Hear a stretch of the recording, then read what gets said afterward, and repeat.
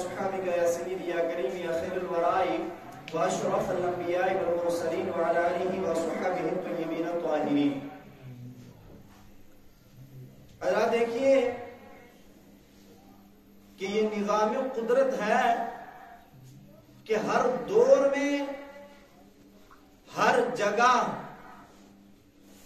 کچھ بدبخت اللہ تبارک و تعالی کے دین کے خلاف سازشیں کرتے آئے ہیں. یعنی وہ کوئی سا بھی دور ہو، وہ کربلا کا ہی دور ہو، اور اس کے بعد جتنے بھی معرکہ آرائیاں ہوئی ہیں وہ سارے دور آپ دیکھ لیجئے. یعنی کوئی بھی دور ہو، کسی بھی دور کے اندر، اور ہر دور کے اندر ہر جگہ ایسے بدبخت لوگ کچھ پائے جاتے ہیں کہ جو اللہ رب العزت کے دین کے خلاف سازشیں کرتے ہیں.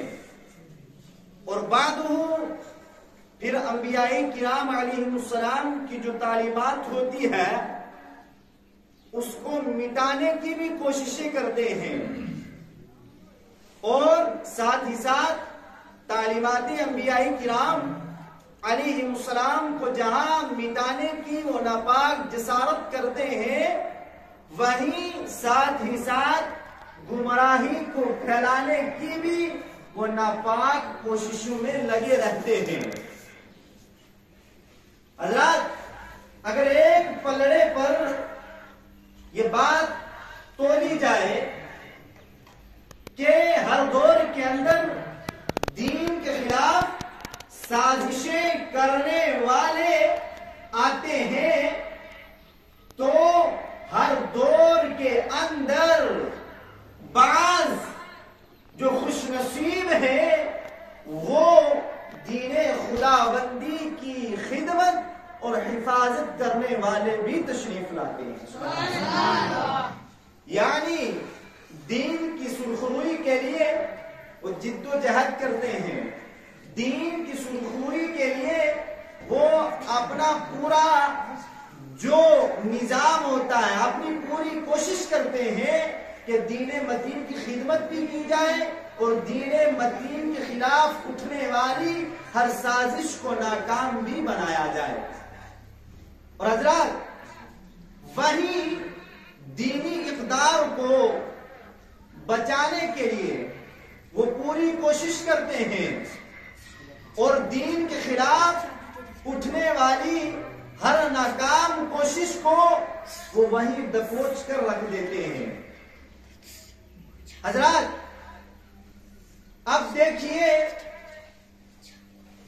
یہ جتنے بھی خوش نصیب لوگ آتے ہیں، جو بھی خدام دین ہوتے ہیں، اب ان کی جو کوشش ہوتی ہے وہ پوری اسی کوشش میں لگے رہتے ہیں کہ پوری دنیا میں دین اسلام ہر ادیان پر غالب آ جائے.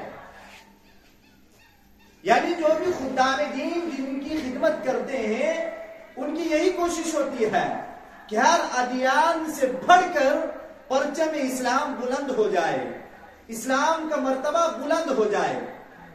مگر حضرات، یہ بات ظاہر ہے کہ جو بھی کوششیں کی جائیں ان کے نتائج جو حاصل ہوتے ہیں، جتنے بھی نتائج حاصل ہوتے ہیں وہ اتنے ہی حاصل ہوتے ہیں کہ جتنے اللہ جل جلالہ کو جو ہے وہ قبول ہوتے ہیں.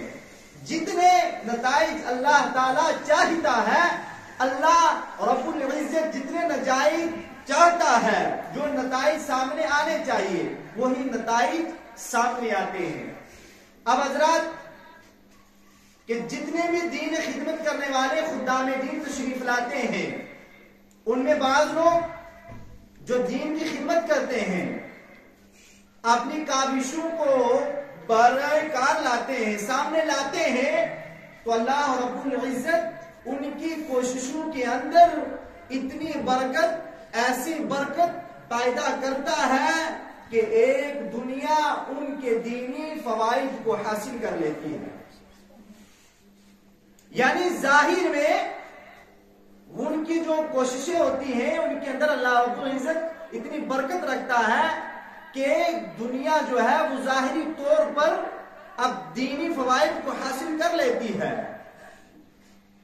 لیکن بعض اللہ رب العزت کے پسندیدہ بزرگان دین بندے ایسے ہیں کہ وہ دنیا میں تشریف لاتے ہیں، وہیں دینی خدمت کرتے ہیں، دنیا ان سے فیض حاصل کرتی ہے، دینی فوائد بھی حاصل کرتی ہے، لیکن وہ اپنی زندگی کا مقررہ وقت گزار کر قبر کے اندر تشریف لے جاتے ہیں، مگر جو ان کے کارنامے ہوتے ہیں ان کے کارناموں سے ان کے وصال کے بعد جو ہے وہ امت پھر بھی مستفیض ہوتی رہتی ہے۔ سبحان اللہ۔ یعنی وہ قبر کے اندر تشریف لے جائیں پھر بھی امت بعد میں ان سے جو دینی فوائد ہوتے ہیں وہ حاصل کر لیتی ہے۔ سبحان اللہ۔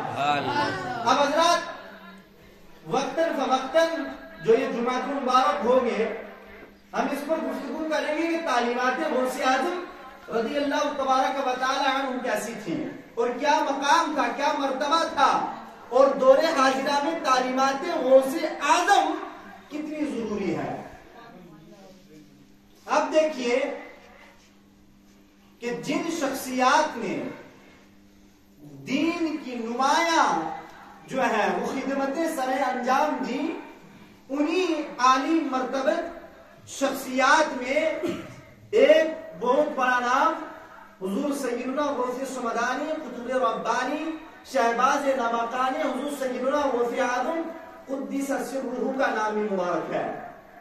اب دیکھیے یہ آپ کا نام عبد القادر ہے، لیکن آپ کو محی الدین کیوں کہا جاتا ہے؟ آپ نے جب اس دنیا میں جب آپ دنیا میں تشریف لائے، جب آپ کی آمد ہوئی تو حضرات دیکھیے کہ غوث اعظم رضی اللہ تبارک و تعالی عنہ نے جو دین کی خدمت کی، اس دین کی خدمت پر خراج تحسین پیش کرتے ہوئے انہیں محی الدین کہا جاتا ہے۔ سبحان اللہ۔ یعنی دین کا مددگار، دین کا مددگار۔ آپ کا نام عبد القادر ہے، لیکن آپ نے اللہ رب العزت کے دین کی اتنی خدمت کی کہ آپ کو محی الدین کہا گیا۔ سبحان اللہ۔ آپ خود فرماتے ہیں کہ حضور کا جو دین تھا یہ کمزور بزرگ ہو گیا تھا، تو اللہ رب العزت کی عطا سے اس کو میں نے پھر سے زندہ کر دیا۔ سبحان اللہ، سبحان اللہ۔ اب حضرات جب حضور سیدنا غوث اعظم رضی اللہ تبارک و تعالی عنہ دین کی خدمت کرنے لگے جب آپ، تو آپ نے دین کی ایسی خدمت کی کہ اللہ رب العزت نے ایسی برکت آپ کی خدمت کے اندر رکھی، ایسی برکت عطا فرمائی کہ آپ کے جانے کے بعد، آپ کے وصال کے بعد بھی جو ہے وہ دنیا آج بھی احیاء دین آپ کی ذات سے سیکھ رہی ہے۔ سبحان اللہ۔ یعنی احیاء دین آپ کے جانے کے بعد بھی آج بھی وہ باقی ہے، وہ احیاء دین آپ کے ذریعے سے چل رہا ہے۔ اجمالاً کہ آپ نے خدمت دین کے لیے افراد کی ایک کھیپ یعنی جماعت تیار کی، اور انتہائی وقیر علمی کتابیں آپ نے لکھی، جس کے بعد جو آپ نے کتابیں لکھی ان کتابوں کے ذریعے سے آج بھی امت جو ہے وہ رہنمائی حاصل کر رہی ہے۔ سبحان اللہ۔ غوث اعظم رضی اللہ تبارک و تعالی عنہ۔ اب حضرات یہ آپ کی کتابوں سے جو آج امت رہنمائی حاصل کر رہی ہے، احیاء دین آپ کی کتابوں سے بھی چل رہا ہے، وہیں ساتھ ہی ساتھ آپ خود جو آپ کی روح مبارک ہے، روح الفتوح، آج بھی قبر مبارک سے احیاء دین کے لیے تصرفات کے ذریعے سے مدد کر رہی ہے۔ سبحان اللہ۔ یعنی غوث اعظم رضی اللہ تعالی عنہ جو روح مبارک ہے وہ آج بھی اپنی قبر مبارک سے احیاء دین جو ہے وہ تصوفات کے ذریعے سے پھیلا رہی ہے. تو اسی لیے آپ کی جو دینی خدمت ہے، دینی خدمات کے اوپر خراج تحسین پیش کرتے ہوئے حکیم الامت مفتی احمد یاد خان نعیمی رحمت اللہ تعالی علیہ فرماتے ہیں کہ جو میرے پیر ہیں، لاسانی پیر ہیں، وہ جیلان کے رہنے والے غوث اعظم ہیں. سبحان اللہ. اور حضور کی شفیع نورانی کا نام غوث اعظم جیلانی ہے. سبحان اللہ. علی کے لاڈلے کا نام نور نگاہ حضرت زہرا کی جو نور نگاہ ہے اس کا نام غوث اعظم جیلانی ہے. سبحان اللہ. اور آقا کریم صلی اللہ علیہ وسلم کے جانی کا نام غوث اعظم جیلانی ہے. سبحان اللہ. اب حضرات مختصراً کہ حضور سیدنا غوث اعظم رضی اللہ